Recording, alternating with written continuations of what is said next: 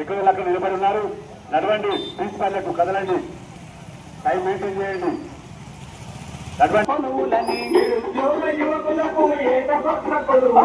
అగ్నిపత్తు పథకం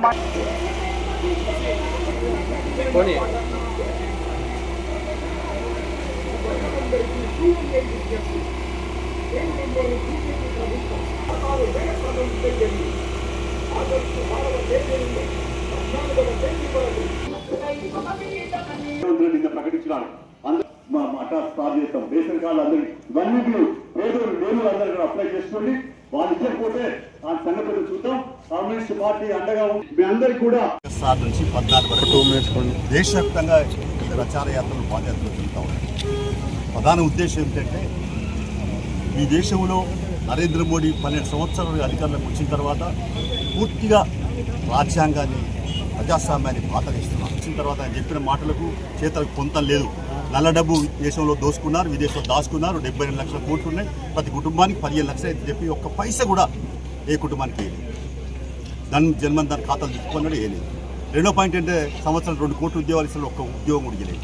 ఇప్పుడు నిరుద్యోగులు పెరిగిపోతున్న పరిస్థితి ఉంది. మరి ఇలా ఏమైనా ఉద్యోగాలు ఇస్తే అవుట్సోర్సింగ్ కాంట్రాక్ట్ అంటున్నారు.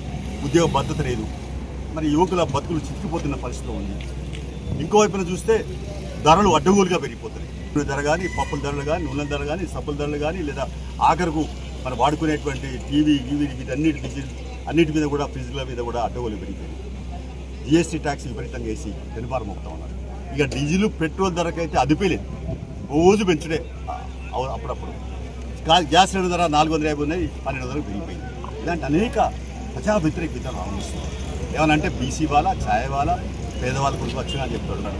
నీటు పరీక్షా పత్రాలు ఎందుకు లీక్ అయినాయి?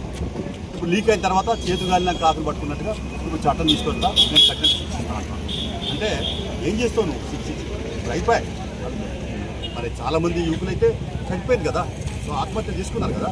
అంటే నువ్వు ఇప్పుడు చట్టం తీసుకొచ్చి ఏం చేస్తావు? మొన్న జంతర్ మంత్రం చేస్తే వాళ్ళ మీద లాఠీ చార్జ్ చేసి బ్రహ్మాండమైనటువంటి పట్టులలో వాళ్ళ కేసులు పెట్టింది. పూర్తి కార్పొరేట్ శక్తులకు అనుకూలమైన పరిపాలన సాగిస్తున్నాడు.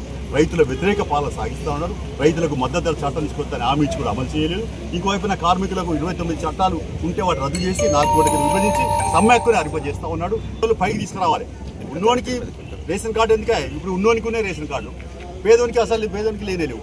కాబట్టి ఇలాంటి దుస్థితి వద్దు.